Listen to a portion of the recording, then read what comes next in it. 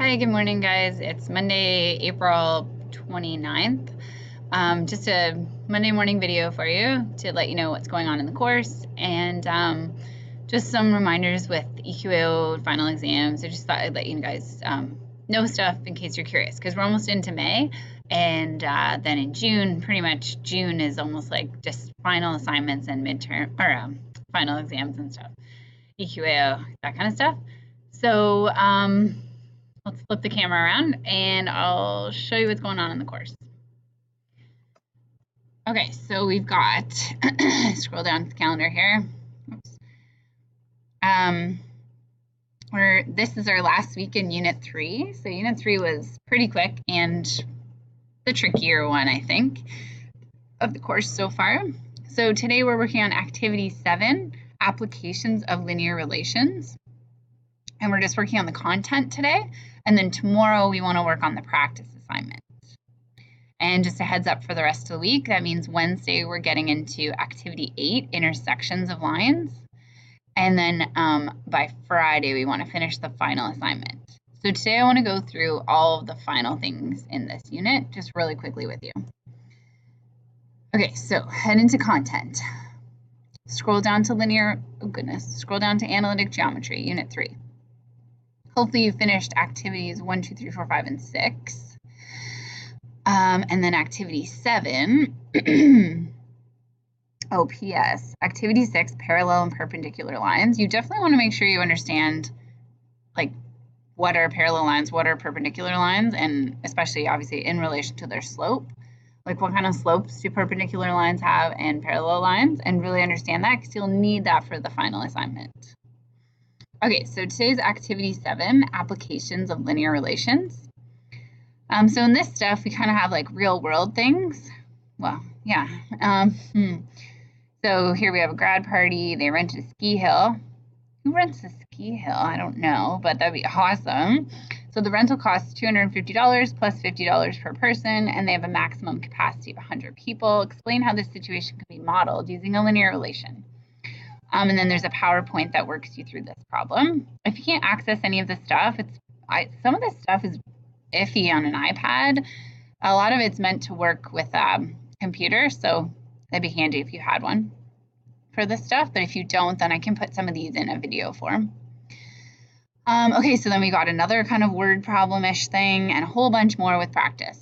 The more practice you do with this stuff, the easier it gets. And then there's a little video that I think potentially my student teacher made. Sure did. So you can check out that video that he made. And then there's a practice assignment. And it's just 2 more questions of situations that you're trying to model. So basically you're trying to figure out the slope and the y-intercept. And then check the answers here. Okay. So then for the rest of the week, we're doing, like tomorrow and Wednesday, we're doing intersections of lines. So here's where we get usually 2 situations. Like there's 2 gyms you have to choose from.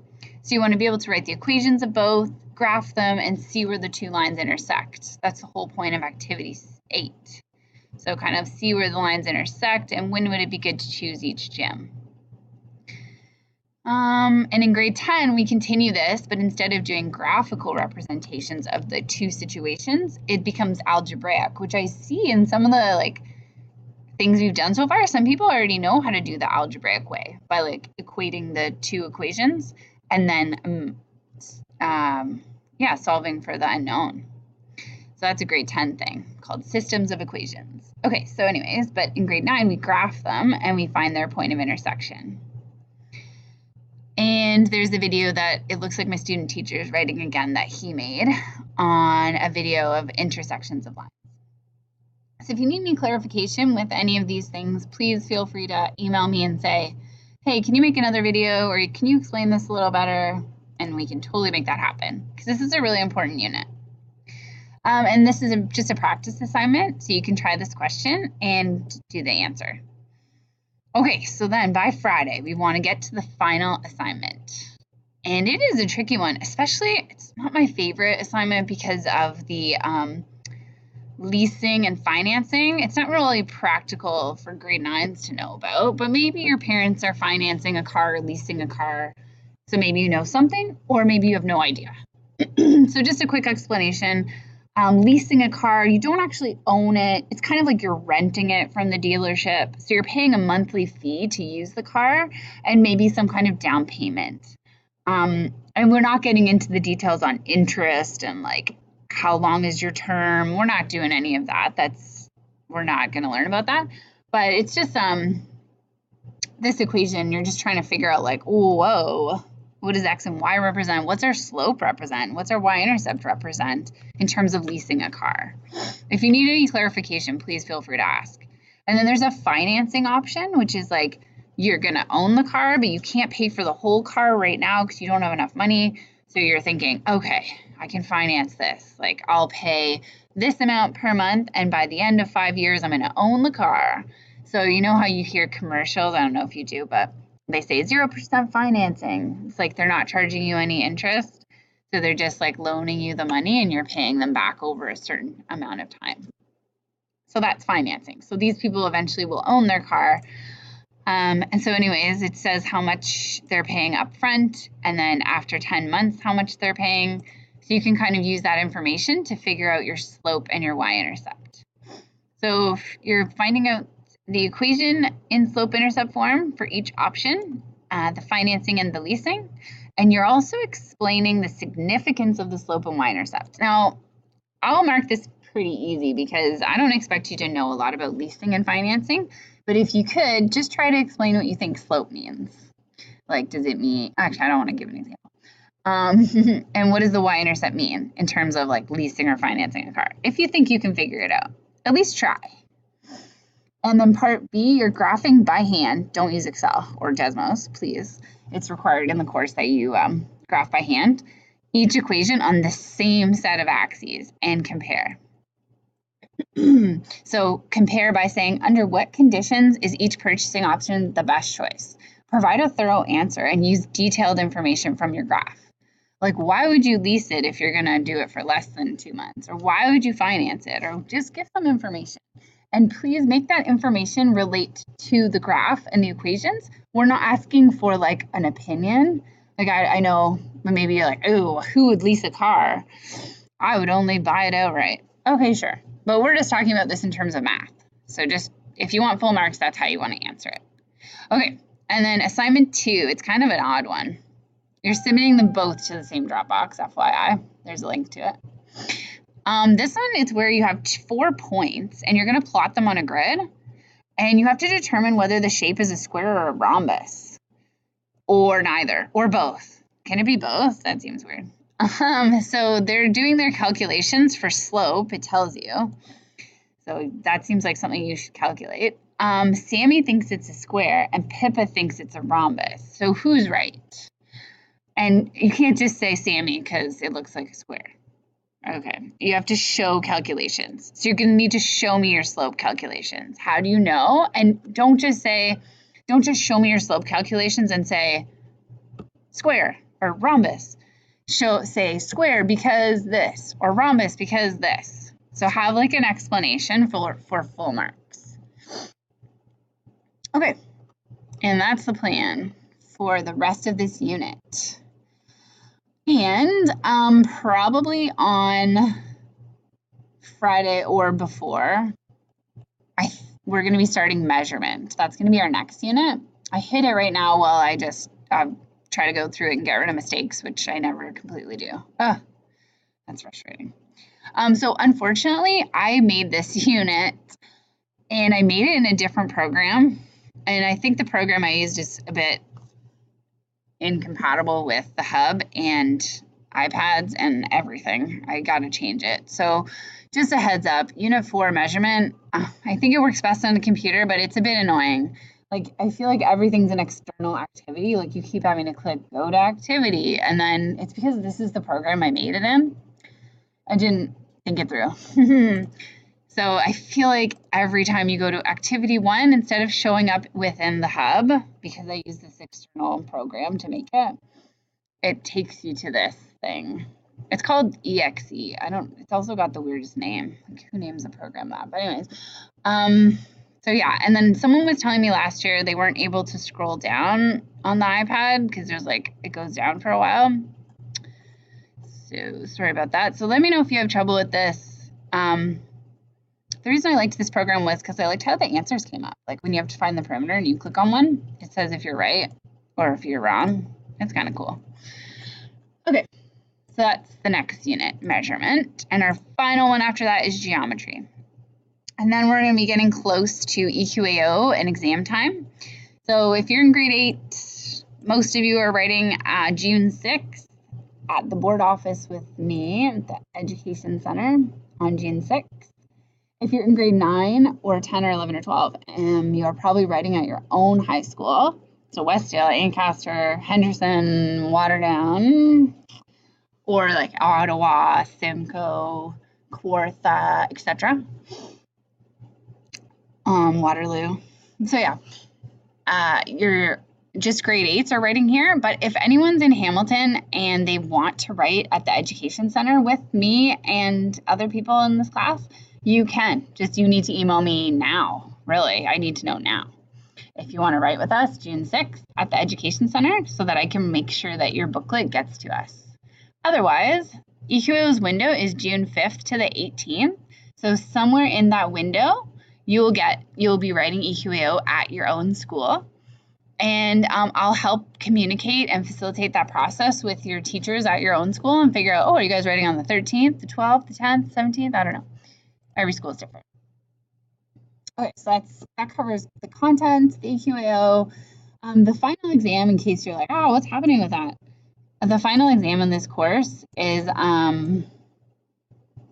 written on the computer, and it has to be proctored. So that just means like a teacher has to watch you write it just to make sure that you don't open up any extra windows or, try to cheat. And you're given a 2-hour time limit for the exam. So although if you need extra time, like because if you're on an IEP or something like that, then you're allowed double time. And a lot of people in this class are on an IEP. So yeah, time shouldn't be a factor. So the final exam is just some multiple choice and some open response, and it will be all done online. Okay, also we have a culminating task coming up in June, and I might open them up early because the culminating assignments there's like, I don't know if I'll change this, but so far there's one for each kind of unit. So if you get ahead in the course, you could start doing your culminating assignments. So that way, you're like, oh, I might as well work on my algebra assignment or my linear relations, or, what, I think I will open that up early. So that way, if you finish unit 3, you can actually start completing your culminating assignments. And so the culminating assignments, the final exam, and the EQAO are kind of like your final things, just like that kind of cover the whole entire course to make sure you understand the whole course. And all 3 of them together are worth 30% of your whole mark. And the rest of the mark, 70%, is everything you've done in units 1 through 5. Feel free to email me if any of this is confusing. Yeah, here's your final exam. There's a link to it. Okay. So I will open those culminating tasks up, I think, pretty soon, so that we are able to start them. Just going to make sure they're still good. I also have a review for the EQAO and final exam, which I'll open up soon. And there's some review videos like on each of the units. A giant review booklet that you can go through that tells you like practice questions and stuff. So I'll start opening that up, not to freak you out because we're getting close to the end, but just in case you're like, oh, I'm finished everything and I want to start, practicing and getting ahead. Okay, sorry, I'm almost done. It's the longest video ever. Enriched problems. So I, lately, the past couple weeks, haven't been great at checking your answers, sorry. But I did post something recently in the circle angle problems one, this crazy one. So just take us over there. I posted a solution. So a lot of people had answers, and I haven't been responding to anyone's answers. I've just been reading their answers. And they've been great. Some people's not as great. So if you're like, why isn't mine showing up? Sort by most recent. There we go. Okay, so I just posted an answer to the circle problem. So if you click on mine, you can watch a video solution of the answer to this. There you go, circle problem. And if you haven't tried the circle problem yet, then you won't be able to see this answer because you have to post in this discussion before you can see the video. So if you want to see the video, just post something like, I don't know how to do it, and then you can see. Okay, cool. So I'm sorry I haven't put any new enriched problems up lately. Try to get that going again. Okay, I think I've covered everything. Oh, yeah, there's a checklist for Unit 3. Okay, I gotta get a checklist for Unit 4 so that you have it. Can everyone just make sure that they're done all the assignments for Unit 2 also? So Unit 2 had 4 assignments and a quiz. It was like really quite a lot of stuff. So data collection, making conclusions, the final assignment, and investigating. So if you can see these numbers here, there's 45 people in the class and 37 people have completed the assignment. So like I'm still missing quite a few assignments here. So get those done. And then in Unit 3, you only had a practice assignment and then a final one, and I still don't have everyone's practice one. So keep getting stuff in and try not to get too far behind if possible. Okay, one more thing, promise. Okay, go to my YouTube channel. Okay, I made I made a video just explaining the final assignment for analytic geometry because some people are saying they're just having a hard time figuring out what to do for the final assignment. So I'm going to post this video on the content page for the Activity 9 assignment.